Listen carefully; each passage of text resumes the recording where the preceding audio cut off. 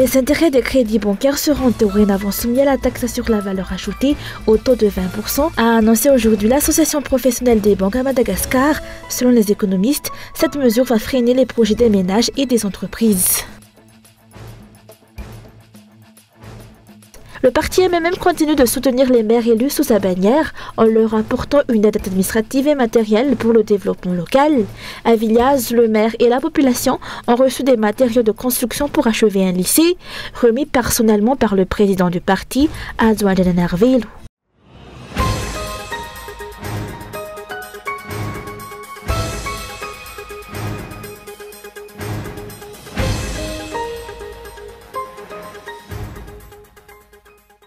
Les intérêts de crédit bancaire seront dorénavant soumis à la taxe sur la valeur ajoutée au taux de 20%, a annoncé aujourd'hui l'Association professionnelle des banques APB à Madagascar.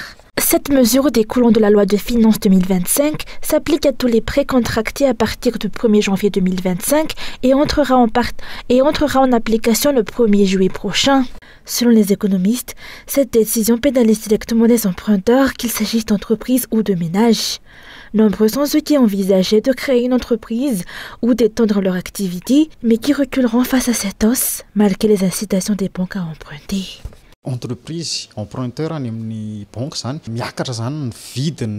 Pour les entreprises qui empruntent auprès des banques, le coût du crédit a augmenté. Les répercussions sont évidentes, les investissements vont diminuer, ce qui freinera l'expansion des activités. Moins d'investissements signifie aussi moins de création d'emplois. Du côté des ménages, beaucoup renonceront à des projets comme la construction d'une maison ou l'achat d'une voiture. Cela aura un impact direct sur la consommation.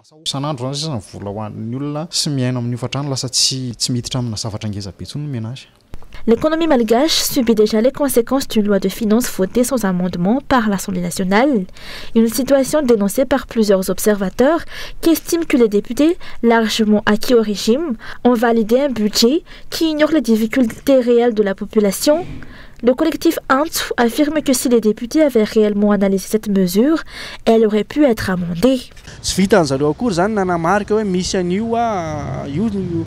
Les députés n'ont même pas relevé la présence de cette clause dans la loi de finances, alors qu'elle est totalement inadaptée à un système économique déjà fragilisé. J'accuse cette majorité parlementaire d'ignorer les souffrances de la population, cloîtrée dans son confort à l'Assemblée nationale. Lors des prochaines élections, choisissons des députés qui ne soient ni aveugles, ni sourds, ni muets. Aujourd'hui, lorsqu'on leur fait part des difficultés quotidiennes, ils se réfugient derrière la discipline du parti au pouvoir. En clair, ils se fichent des citoyens. Comme toute entreprise commerciale, les banques cherchent à faire du profit. Lorsque l'État augmente la taxe sur les prix, en plus des intérêts déjà facturés, ce n'est pas la banque qui paie, mais bien le client qui en assume la charge. Pour beaucoup, il est hypocrite de la part des dirigeants de promouvoir l'entrepreneuriat et l'emploi, alors que la politique fiscale actuelle étrangle le monde des affaires.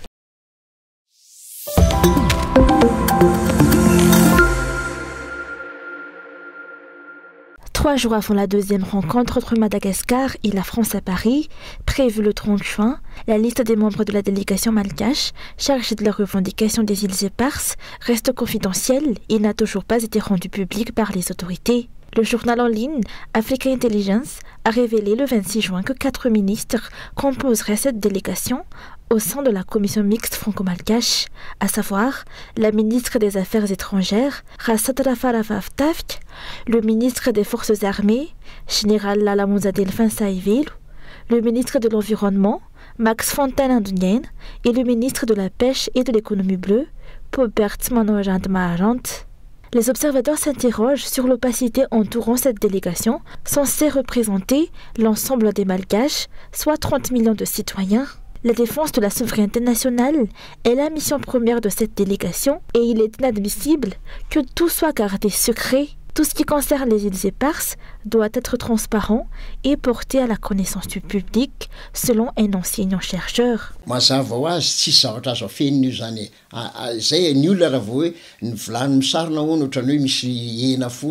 On ne devrait rien cacher, c'est évident. La population est en alerte, surtout après les propos du président français affirmant ici, c'est la France. Va-t-il revenir sur ses déclarations et reconnaître que ces îles appartiennent à Madagascar et doivent être restituées ? On doit être transparent sur ce qui est discuté et décidé. On devrait même retransmettre les débats en direct comme à l'Assemblée nationale, pour savoir qui dit quoi, qui propose quoi, et qui accepte quoi. Ce ne serait pas un problème si cette revendication est réellement sincère. Alors qu'il avait été annoncé en Conseil des ministres le 18 juin que la délégation serait composée d'experts en droit, en histoire et en environnement, la liste révélée par ce média étranger ne comprend aucun des membres ayant participé à la première rencontre du 18 novembre 2019. Faut-il s'attendre à une discussion qui repart de zéro, ou les nouveaux membres poursuivront-ils les efforts déjà entamés? Une mission importante attend cette nouvelle délégation, qui devra tenir une position ferme et refuser toute forme de cogestion. La population attend d'elle le retour complet et sans condition des îles éparses à Madagascar.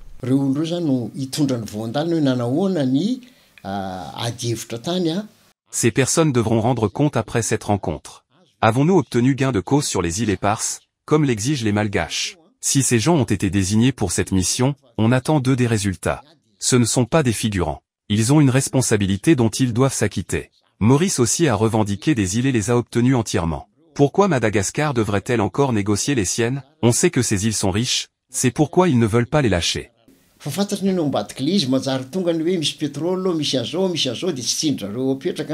La profonde pauvreté qui frappe le pays et la nationalité française d'Al-Jazouil affaiblissent la position de Madagascar dans sa revendication. Lors de la rencontre entre les deux présidents le 23 avril dernier, on avait déjà perçu l'hésitation d'Al-Jazouil à adopter un ton plus ferme. Il convient de rappeler qu'Emmanuel Macron avait déjà évoqué l'idée d'une cogestion pour éviter de céder les îles, alors que la ministre malgache des Affaires étrangères avait réaffirmé que l'objectif du gouvernement restait inchangé, à savoir la restitution. Le résultat de cette deuxième réunion de la commission mixte est donc attendu avec grande attention.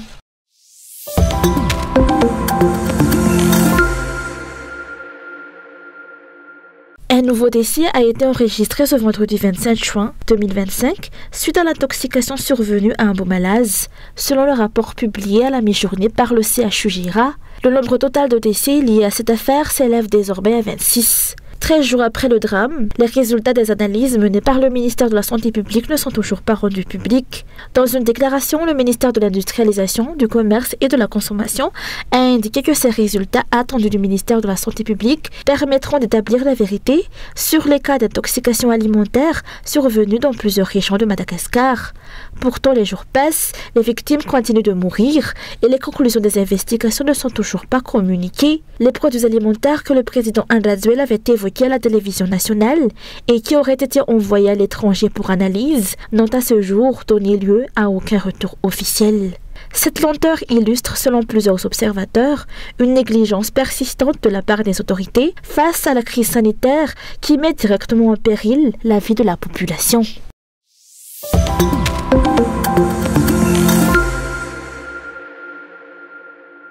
Plusieurs jours après les incidents d'empoisonnement et d'intoxication alimentaire ayant causé de nombreux décès à Tal Najiv et dans les autres régions de Madagascar, la communication des autorités reste floue et contradictoire. Ce manque de clarté sème la confusion au sein de la population. Cette situation révèle une négligence majeure dans la gestion du pays, selon la vice-présidente du Antouk politique Madiou.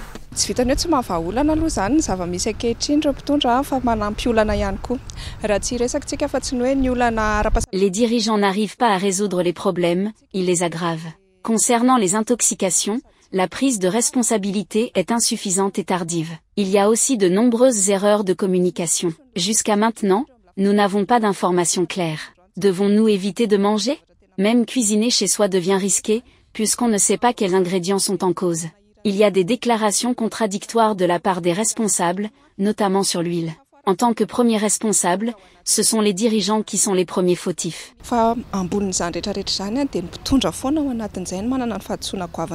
Tous les indicateurs liés à la vie de la population sont au rouge, a-t-elle poursuivi.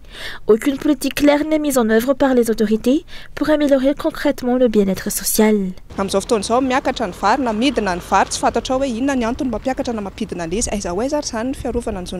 Aujourd'hui, le prix du riz augmente sans explication. Où est la protection des droits des consommateurs? Où est le ministère du Commerce, qui devrait suivre cela au quotidien? Pourquoi n'interviennent-ils que ponctuellement, comme lors d'intoxication, dans un souci de communication pour faire croire qu'ils travaillent? Où est le suivi régulier, sans attendre 30 morts pour réagir?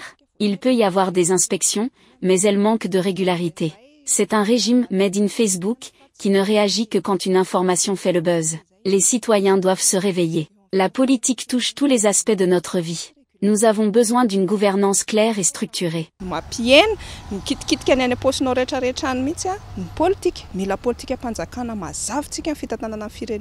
La vice-présidente de l'APM insiste sur l'urgence de fournir des solutions concrètes à la population. Les problèmes liés aux besoins fondamentaux doivent être résolus de toute urgence, car ils touchent tout le monde. On parle ici de l'électricité, de l'eau, la santé, la sécurité, l'éducation, l'emploi, les revenus et la production. Tous ces défis mettent les dirigeants face à leurs responsabilités.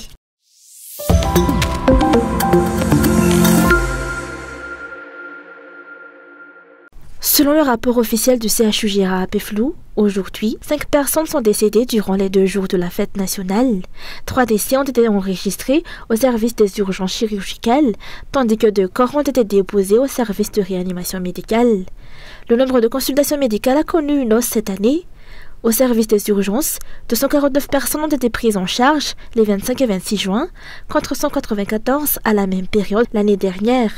Les principales causes d'hospitalisation ont été les intoxications alimentaires, l'excès d'alcool et les tentatives de suicide, représentant au total 42 hospitalisations.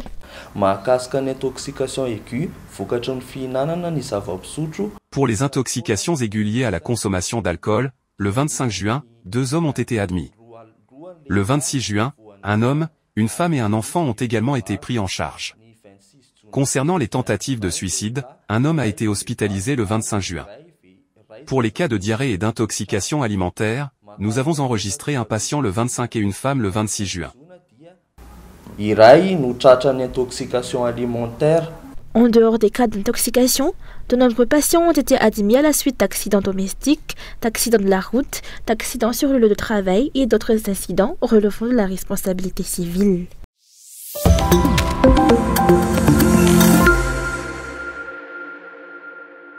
Le parti malagasy Miaramieng poursuit son engagement auprès de ses maires pour un développement fondé sur la base.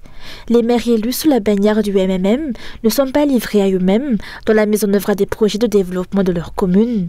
Le parti leur apporte un appui tant sur le plan administratif, à travers des formations, que sur le plan matériel pour soutenir le développement local. Ce jour, le maire et la population de Viliaz ont bénéficié de ce soutien. Le parti leur a remis un temps composé de ciment et de divers matériaux nécessaires à l'achèvement du lycée de Viliaz, qui pourra accueillir des élèves dès la prochaine année scolaire. Le président national du parti, Adzo Anjanarvelu, a personnellement remis ses dons. J'étais venu ici il y a quelques mois pour vous présenter notre candidat, et je vous avais promis que nous vous soutiendrions. Vous l'avez élu maire, et nous sommes là aujourd'hui pour honorer cet engagement. Ce n'est qu'une première étape. La construction du lycée avancera petit à petit. À chaque fois que vous ferez un pas, nous en ferons un aussi.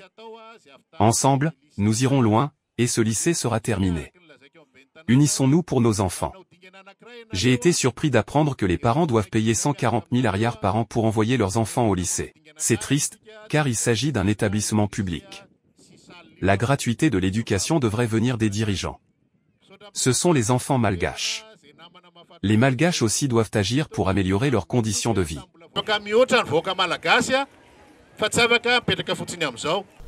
Le soutien du parti MMM à ses élus se poursuivra, non seulement à Viliaz, mais aussi dans toutes les communes où le parti est représenté. À Viliaz, l'achèvement du lycée pour l'année scolaire 2025-2026 soulagera directement les parents d'élèves. Jusqu'ici, les élèves de secondaire devaient partager les salles de classe du CUG et de l'EPP, limitant les capacités d'accueil pour le BPC et contraignant certains à poursuivre leur scolarité dans d'autres communes, comme à Saboutnamen. Grâce aux matériaux apportés, plus d'élèves pourront être accueillis dès la rentrée prochaine. Le parti malagasy Miaramieng fait de l'éducation une priorité. Il ne reste pas spectateur de ce que font les autres, mais agit concrètement pour les générations futures. Conscient des difficultés que rencontrent des familles de Viliaz, dont les revenus reposent essentiellement sur l'agriculture et l'élevage, le parti a également offert du matériel pour l'entretien des routes communales.